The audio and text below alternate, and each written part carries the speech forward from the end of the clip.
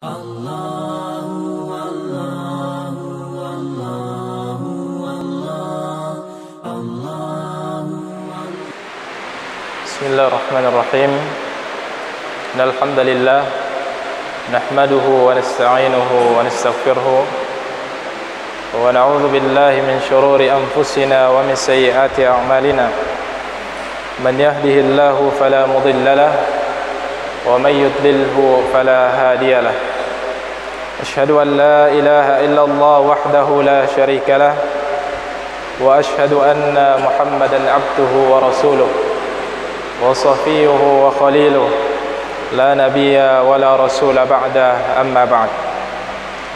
Qala Allah ta'ala fi kitabihil karim ya ayyuhalladzina amanu taqullaha haqqa tuqatih wa la tamutunna illa wa antum muslimun. Fa inna ahsanal kalam kalamullah wa khairal hadyi hadyu nabiyyina wa habibina Muhammadin sallallahu alaihi wasallam wa syarral umuri muhdatsatuha fa inna kulla muhdatsatin bid'ah wa kulla bid'atin dhalalah. Ahibbati fid din, ma'asyiral muslimin jamaah maghrib rahimakumullah. Alhamdulillah, tentunya kita senantiasa memuji Allah Subhanahu wa taala, senantiasa memperbaharui dan meningkatkan rasa syukur kita kepada Allah Subhanahu wa taala atas segala karunia Allah Subhanahu wa taala yang senantiasa Allah berikan kepada kita.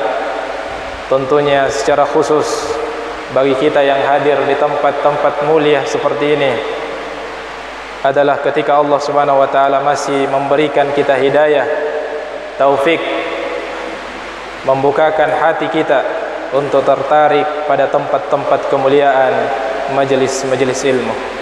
Karena di luar sana, di tempat yang lain, di kesempatan yang lain, masih banyak hamba-hamba Allah Subhanahu wa taala yang justru hati-hati mereka lebih condong dan lebih tertarik kepada tempat-tempat kehinaan, tempat-tempat yang dibenci dan dimurkai oleh Allah Subhanahu wa taala.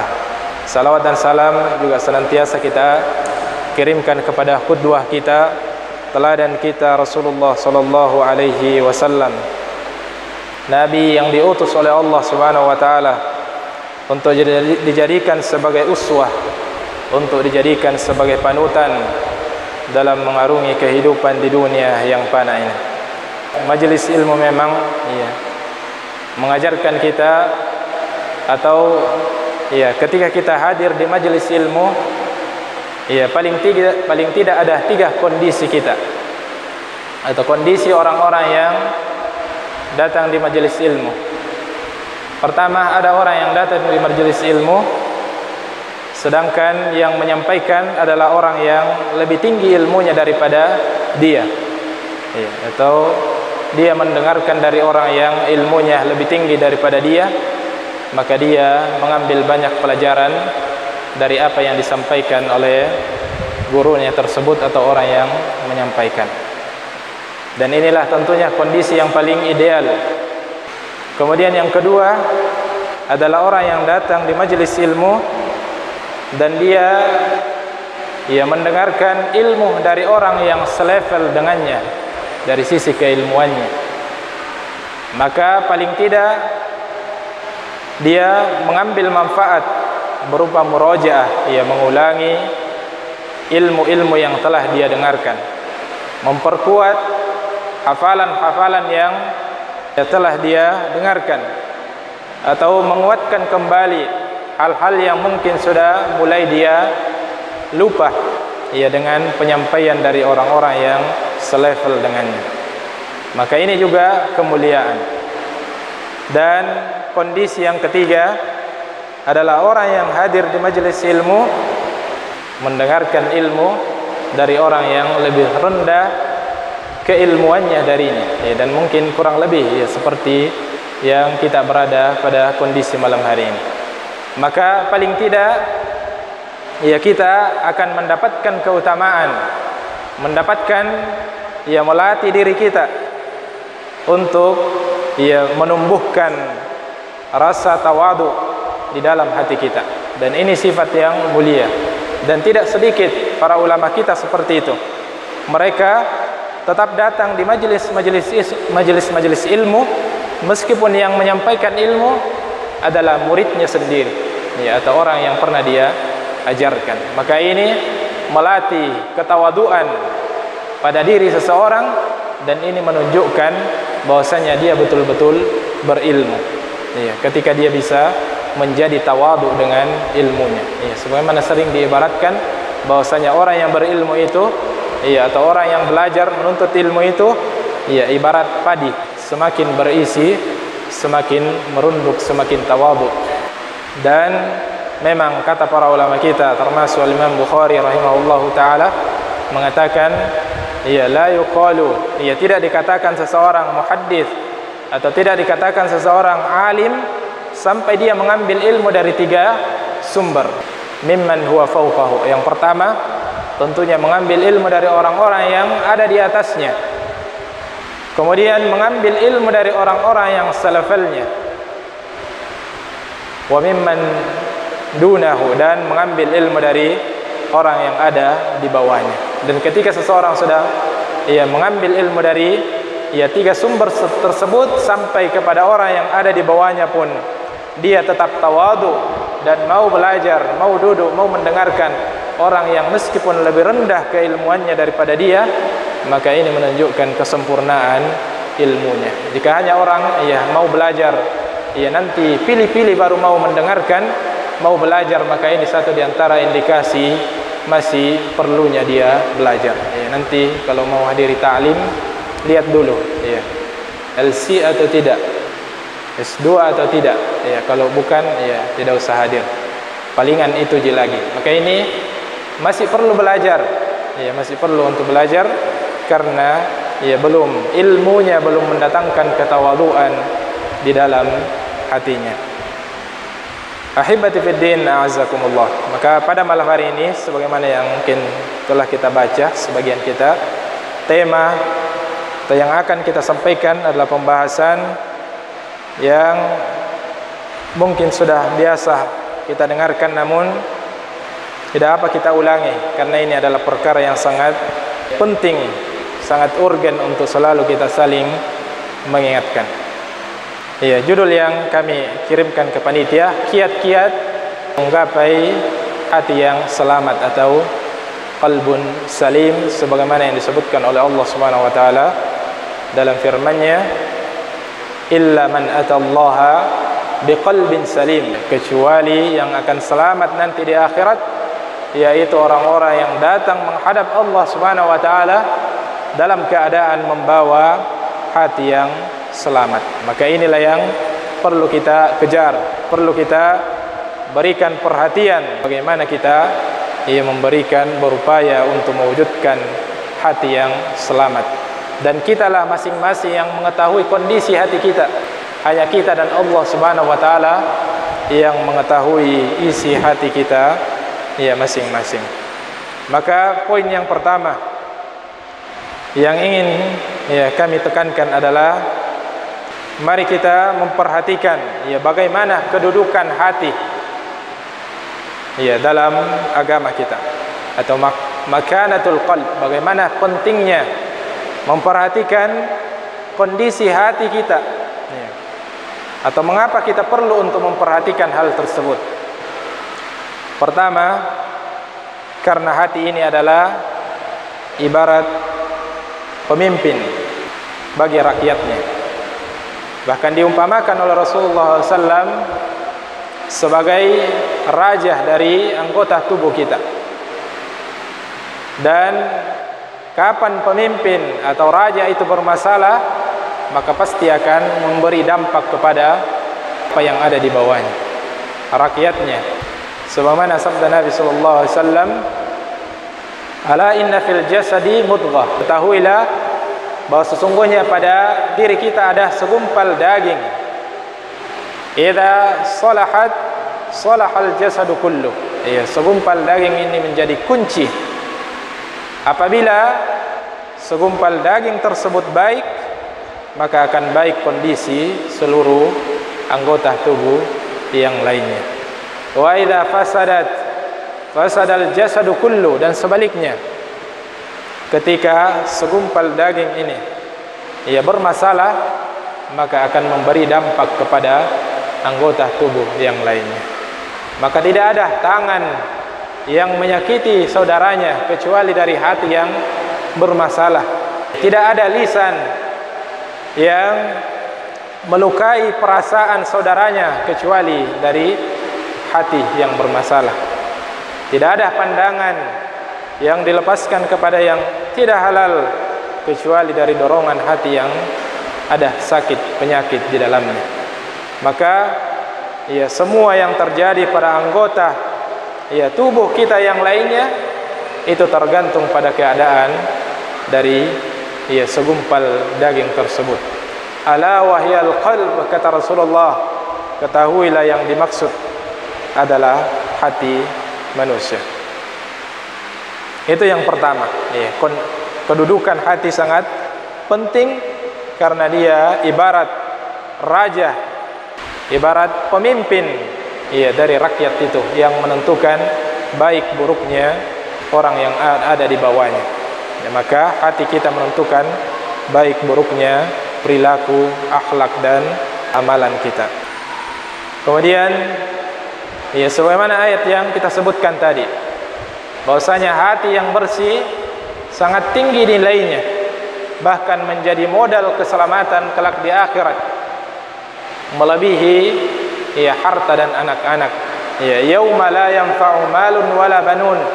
Di akhirat nanti, pada hari tidak ada lagi manfaatnya malun wala banun, ya tidak ada lagi manfaatnya harta dan ya anak-anak, yang ketika di dunia menjadi dambaan, jadi hal yang sangat diinginkan di dunia.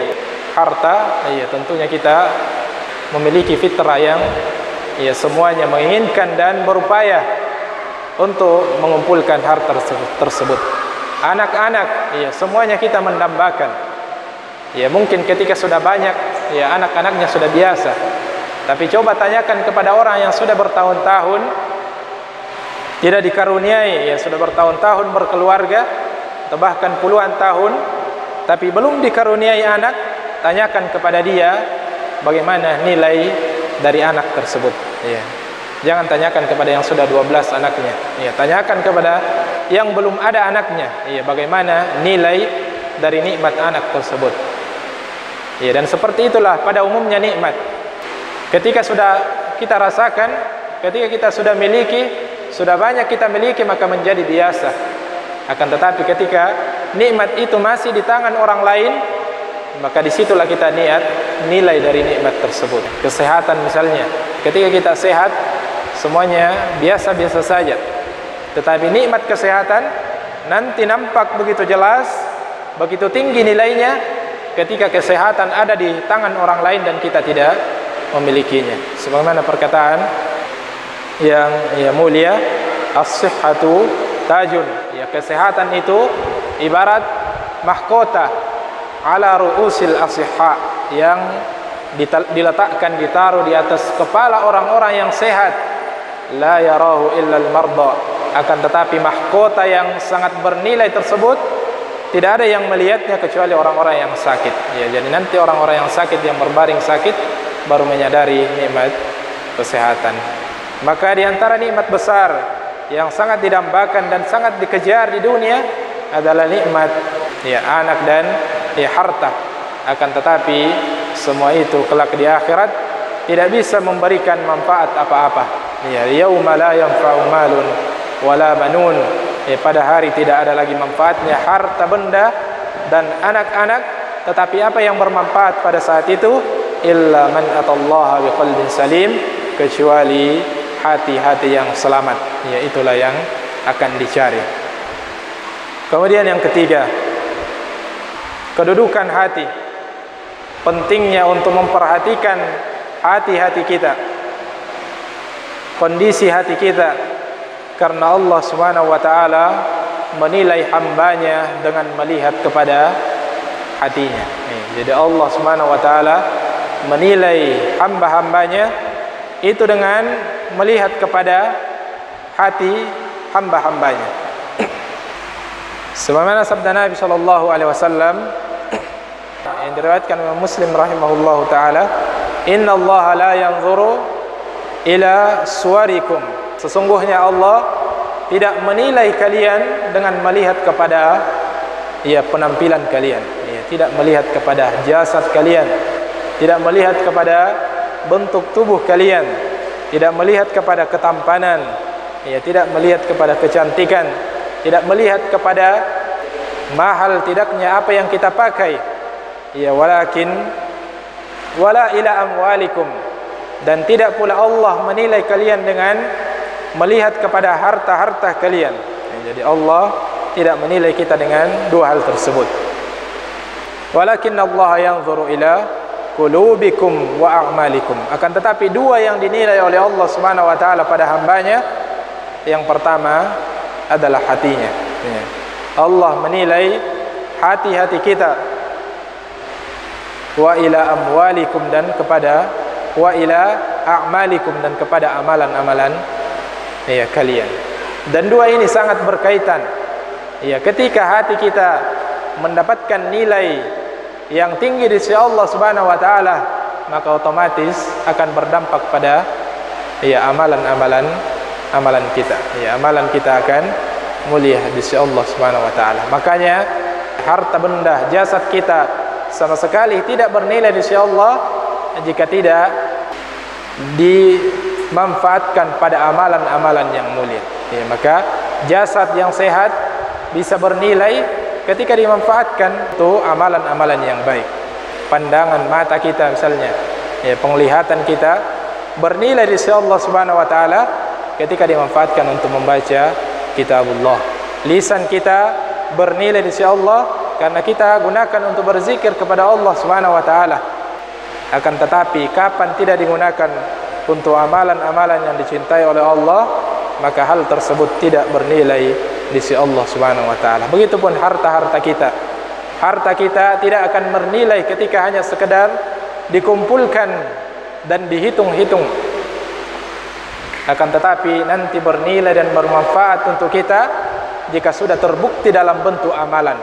Ketika sudah disedekahkan, ketika sudah dimanfaatkan untuk kebaikan-kebaikan, barulah kemudian harta itu bernilai di sisi Allah Subhanahu wa taala. Dan bukan hartanya yang dinilai, akan tetapi amalan itu, sedekah itu, perbuatan itu yang dinilai oleh Allah Subhanahu wa taala. Kemudian hati, bahwasanya amalan-amalan hati a'zamu indallahi ajra.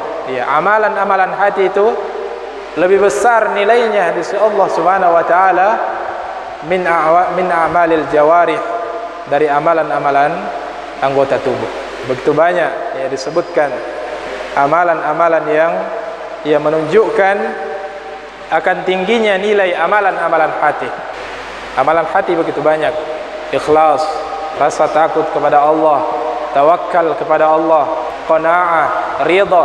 Semuanya itu adalah jenis-jenis amalan hati yang semuanya merupakan amalan-amalan istimewa dan besar nilainya di sisi Allah Subhanahu wa taala dibandingkan dengan amalan-amalan anggota badan. Sebagaimana pernah disebutkan, diriwayatkan dari Ibnu Mas'ud, Abdullah Ibnu Mas'ud radhiyallahu taala anhu. Pernah beliau menyampaikan satu perkataan kepada generasi tabi'in, sekelompok dari ulama tabi'in. Ibnu Mas'ud mengatakan, antum atwalu salatan. Ibnu Mas'ud memperhatikan para sebagian dari generasi tabi'in, mereka salat sunnahnya lebih panjang daripada salat sunnah dari para sahabat Nabi sallallahu alaihi wasallam.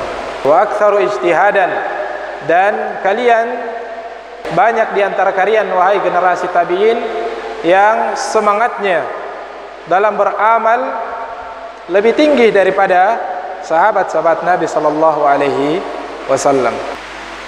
Wa hum kanu afdalu minkum, akan tetapi mereka tetap lebih mulia daripada kalian. Mereka tetap lebih afdal, lebih tinggi kedudukannya daripada kalian. Qila lahu bi ayyi syai'in, maka dikatakan kepada Abdullah bin Mas'ud radhiyallahu taala anhu, karena apa wahai Abdullah, apa yang membuat Anda menilai atau mengatakan bahwasanya para sahabat lebih mulia meskipun lebih banyak dari kalangan tabi'in, banyak di antara mereka yang kualitas ibadahnya, panjang salatnya, iya, semangatnya dalam beramal soleh nampak lebih tinggi daripada sebagian dari sahabat Nabi sallallahu alaihi wasallam. Akan tetapi Ibnu Mas'ud tetap mengatakan para sahabat tetap lebih mulia, karena ada sesuatu yang dirasakan oleh Ibnu Mas'ud dimiliki lebih oleh sahabat daripada generasi tabi'in yang beliau dapatkan.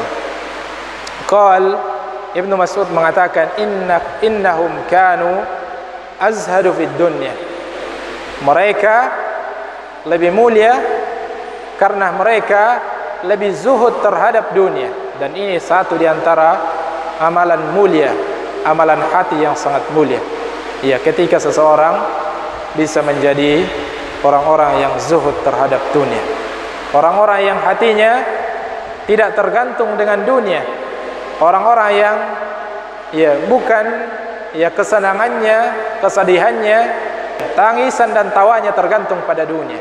Ini orang yang zuhud. Ada orang yang tidak terpengaruh dengan kondisi keduniaannya. Ketika materinya banyak, kondisi hatinya tidak terpengaruh, atau ketika kondisi kehidupan dunianya sedang terhimpit, hal itu tidak mempengaruhi kondisi hatinya.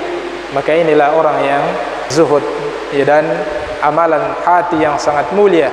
Sebagaimana dalam sabda Nabi yang lain disebutkan, izhad fid dunya yuhibbukallah, zuhudlah terhadap dunia maka Allah akan cinta kepadamu. Wazhad fima indan nas yuhibbukan nas, dan zuhudlah terhadap apa yang ada di tangan manusia maka manusia akan mencintaimu.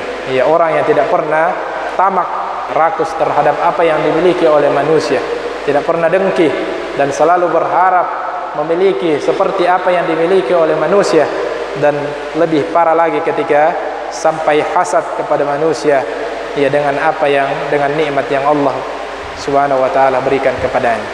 Innahum kanu azhadu fid dunya wa arghabu fil akhirati minkum, kata Abdullah bin Mas'ud kepada generasi tabi'in tersebut, sesungguhnya mereka para sahabat, meskipun di antara kalian ada yang salatnya lebih panjang, puasa sunnahnya lebih banyak, semangatnya, ijtihadnya dalam beramal lebih semangat, akan tetapi para sahabat masih lebih mulia karena mereka adalah orang-orang yang betul-betul zuhud dengan dunia, dan mereka obsesinya adalah akhirat. Obsesinya, raqbanya, keinginannya adalah akhirat yang menjadi pikirannya. Itu diantara kedudukan hati, bahwasanya amalan-amalan hati memiliki kedudukan yang sangat tinggi di sisi Allah Subhanahu wa taala. Dan diantara amalan hati yang tentunya juga menjadi tolak ukur kemuliaan seorang hamba di hadapan Allah Subhanahu wa taala adalah amalan hati dalam bentuk takwa kepada Allah Subhanahu wa taala. Dan Rasulullah telah menunjuk bahwasanya mensyaratkan at-taqwatu at-taqwa hahuna, takwa itu tempatnya di hati. At-taqwa hahuna, takwa itu tempatnya di sini, dan beliau menunjuk ke hatinya. Dan Allah telah menegaskan, inna akramakum indallahi atqakum, sesungguhnya yang paling mulia di sisi Allah Subhanahu wa taala di antara kalian adalah yang paling bertakwa kepada Allah Subhanahu wa taala. Itu kurang lebih gambaran bagaimana tingginya kedudukan hati bagi seorang hamba Allah Subhanahu wa taala. Maka dari gambaran yang tadi yang telah kita sampaikan, maka dari situ kita melihat akan pentingnya untuk kita berikan perhatian kepada hati tersebut. Apa yang mesti kita lakukan, ya kiat-kiat apa yang penting untuk kita lakukan agar bisa memberikan dampak, memberikan pengaruh yang baik kepada ya hati-hati kita, yang semoga ya dengan itu kita bisa berjumpa kelak dengan Allah Subhanahu wa taala ya dengan hati yang selamat. Ya, dan ya sebelumnya kata para ulama kita, ya sebagian ya, membagi kondisi hati ya ke dalam 3 keadaan atau 3 macam hati manusia. Ada al-qalbul mayyit, ya, hati yang pertama adalah hati yang sudah mati. Ya, inilah hati yang sudah tertutupi dan banyak disebutkan, ya, berulang disebutkan oleh Allah Subhanahu wa taala, kalla bal rana ala qulubihim. Sekali-kali tidak, ya sungguh ya hati-hati mereka telah tertutupi maka yaksibun, ya karena apa yang mereka perbuat. Ya, dan memang setiap perbuatan berdampak pada hati kita, khususnya amalan-amalan buruk itu ya akan berdampak pada kondisi hati-hati hamba Allah Subhanahu wa taala. Karena Rasulullah SAW telah menyebutkan dalam sabdanya, idza atnaba, ketika seorang ya atnaba dzamban, ya melakukan satu dosa, nuqitat fi qalbihi nuqtatan sauda, maka setiap satu dosa yang dilakukan akan berdampak, akan diletakkan satu titik noda dalam hati seorang hamba, tergantung kadar dosanya. Jika dosanya kecil maka nodanya kecil, jika dosanya sedang maka nodanya akan sedang, jika dosanya besar maka noda yang akan diletakkan dalam hatinya akan ia besar. Dan ketika puncak dosa yang dia lakukan dalam bentuk kesyirikan, maka itu akan menutupi seluruh hatinya, wal-iyadzu billah. Dan dosa-dosa kecil pun jika ia dilakukan secara berulang, berkali-kali, dan dilakukan secara terus-menerus, bisa menjadi sebab hati ia akan tertutupi oleh noda hitam, wal-iyadzu billah. Maka sampailah kondisi hati tersebut pada kondisi yang mayit, hati yang sudah berstatus mayat, tidak lagi tersentuh dengan nasihat, tidak lagi tersentuh dengan ayat-ayat Allah Subhanahu wa taala, tidak lagi tertarik dengan kebaikan, bahkan lebih condong dan akan bersegera kepada keburukan-keburukan, wal-iyadzu billah.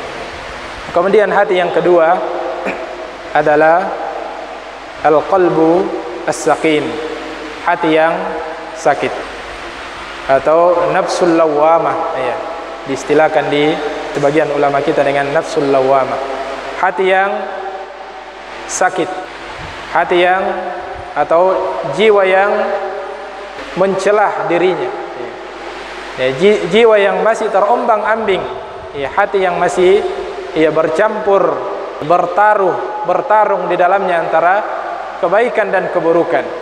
Dan ini ya banyak menjadi jiwa-jiwa yang dimiliki oleh kebanyakan orang-orang beriman, ya, masih memiliki jiwa-jiwa yang sakit, meskipun kadar sakit ya atau penyakit hatinya bermacam-macam, tetapi pada umumnya atau kebanyakan orang-orang beriman masih pada level hati yang kedua tersebut, hati yang masih kadang ia terjatuh kepada kesalahan dan dosa, akan tetapi ketika dia telah terjatuh kepada kesalahan dan dosa tersebut, dia mencela dirinya, ya, dan membenci perbuatan tersebut dan kembali kepada Allah Subhanahu wa taala. Kemudian yang terakhir adalah al-qalbu as-salim, ya, inilah yang menjadi pembahasan kita, hati yang selamat. Hati yang selamat ya bukan berarti sama sekali tidak ada dosa, ya, karena itu tidak ya bertentangan dengan apa yang disebutkan oleh Nabi sallallahu alaihi wasallam, kullu bani adam khata'un, ya, setiap ya manusia, setiap hamba Allah, anak cucu Adam pasti ada dosanya. Tetapi wa khairul khata'in at-tawwabun, akan tetapi sebaik-baik yang berdosa adalah yang segera bertobat kepada Allah Subhanahu wa taala, dan orang yang memiliki hati selamat ketika dia terjatuh kepada satu dosa, dia segera bertobat dan sama sekali dia tidak akan kembali lagi kepada dosa tersebut dan membenci dosa tersebut. Ya, adapun hati yang sakit, dia bertobat tetapi masih terkadang kembali lagi. Ya, masih terkadang tidak sanggup lagi membendung ya dorongan hatinya, ya dorongan syahwatnya, sehingga masih terjatuh kepada dosa yang sudah pernah dia bertobat kepada Allah Subhanahu wa taala. Maka hati yang selamat inilah yang kita minta kepada Allah Subhanahu wa taala, dan kita sebutkan ya beberapa kiat-kiat yang disebutkan oleh para ulama kita untuk mewujudkan ya hati yang selamat tersebut. Yang pertama, ikhlasul iman wal amalus saleh, ya. Keikhlasan atau mengikhlaskan keimanan kita kepada Allah Subhanahu wa taala. Membersihkan, memurnikan keimanan kita kepada Allah Subhanahu wa taala. Karena keimanan inilah yang menjadi isi hati yang paling mulia. Keimanan inilah yang menjadi kekuatan hati yang paling besar. Maka inilah hal yang paling penting, dan tidak ada noda yang lebih besar yang bisa menjadi penyakit bagi hati kita melebihi noda-noda kesyirikan. Ya, kapan seorang hamba hatinya masih terkontaminasi dengan noda-noda kesyirikan, maka itulah ya penyakit bahaya hati yang paling besar. Maka kita ikhlaskan keimanan kita kepada Allah, kita kuatkan tawakal kita kepada Allah, ya, kita bersandar hanya kepada Allah Subhanahu wa taala.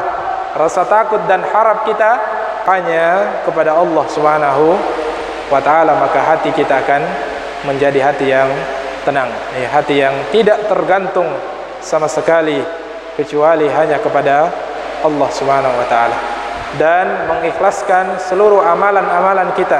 Ya. Kalau yang pertama, ya, menghindarkan diri dari kesyirikan-kesyirikan besar.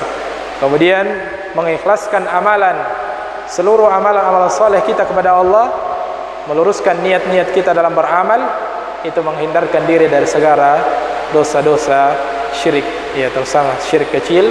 Ia tidak berbuat riya kepada Allah Subhanahu wa taala. Kapan seorang hamba telah beramal hanya semata-mata mendambakan balasan dari Allah Subhanahu wa taala, maka dia akan, ya, hatinya akan menjadi hati yang tentram, hati yang ringan dalam beramal, hati yang istiqomah dalam, ya, menjalankan ketaatan-ketaatan kepada Allah Subhanahu wa taala. Itu secara singkat yang pertama. Yang kedua, di antara kiat-kiat untuk mewujudkan hati yang selamat, qalbun salim, adalah ar-ridha wal qanaah. Adalah senantiasa ridha dengan apa yang Allah Subhanahu wa taala telah takdirkan kepada kita, dan qanaah, ya, merasa cukup, merasa puas dengan apa yang Allah Subhanahu wa taala, ya, telah tetapkan kepada kita. Dan inilah sifat yang sangat mulia, merupakan amalan hati yang perlu untuk dilatih hati kita untuk memiliki sifat tersebut, ridha dengan segala apa yang Allah Subhanahu wa taala telah takdirkan kepada kita. Dan ya, itu lahir dari kesadaran kita bahwasanya semua yang Allah Subhanahu wa taala atau semua yang terjadi pada diri kita semuanya telah ditetapkan oleh Allah Subhanahu wa taala 50.000 tahun sebelum langit dan bumi ia diciptakan. Ya, semuanya telah Allah Subhanahu wa taala takdirkan.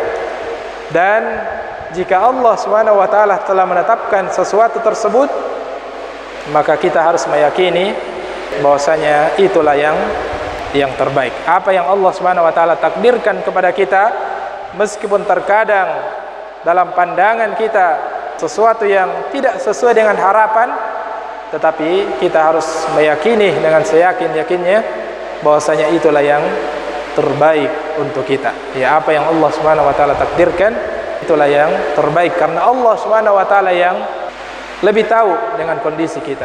Ya, Allah yang menciptakan kita. Bahkan 50.000 tahun ya sebelum langit dan bumi diciptakan, Allah telah menetapkan takdir-takdir kita. Maka apa yang Allah Subhanahu wa taala tetapkan untuk kita, ya yakinilah bahwasanya itulah yang terbaik. Di baliknya pasti ada maslahat, ya, di baliknya pasti ada hikmah yang mulia yang Allah Subhanahu wa taala sembunyikan, namun terkadang kita tidak bisa menjangkau hikmah tersebut. Akan tetapi dengan keyakinan kita, dengan ridha kita terhadap apa yang Allah Subhanahu wa taala takdirkan, dan qanaah kita terhadap apa yang Allah Subhanahu wa taala berikan, maka paling tidak hikmah besar yang Allah Subhanahu wa taala ingin berikan adalah ingin memberikan kepada kita ketenangan hati, hati yang selamat, jiwa yang tenang, an-nafsul mutmainnah, jiwa-jiwa yang tenang karena ridha dengan segala yang Allah Subhanahu wa taala telah putuskan dan takdirkan untuk kita. Kemudian di antara kiat dan hal-hal penting untuk mewujudkan hati yang selamat adalah at-taubatu wal istighfar. Banyak-banyak bertaubat dan beristighfar kepada Allah Subhanahu wa taala. Tidak akan terwujud hati yang bersih, tidak akan terwujud hati yang selamat tanpa banyak beristighfar kepada Allah Subhanahu wa taala. Maka Rasulullah adalah manusia yang paling selamat hatinya. Maka beliau telah mencontohkan kepada kita di antara hal yang beliau menjadi kebiasaan beliau adalah banyak bertaubat dan beristighfar kepada Allah Subhanahu wa taala. Bahkan sampai 100 kali dalam sehari beliau beristighfar dan bertaubat kepada Allah Subhanahu wa taala, meskipun beliau adalah orang yang mendapatkan jaminan dari Allah Subhanahu wa taala untuk dijaga dari segala kesalahan dan dosa. Akan tetapi beliau ingin memberikan pelajaran penting kepada kita, bahwasanya beliau saja yang telah dijamin kebersihan hatinya, telah maksum, dijaga perbuatannya untuk tidak terjatuh kepada dosa dan kesalahan, dan telah dijamin baginya surga yang paling tinggi. Bahkan pertama kali atau manusia yang pertama kali melangkahkan kakinya masuk surga adalah beliau. Surga tidak akan dibuka sampai beliau yang pertama kali yang membukanya atas izin Allah Subhanahu wa taala.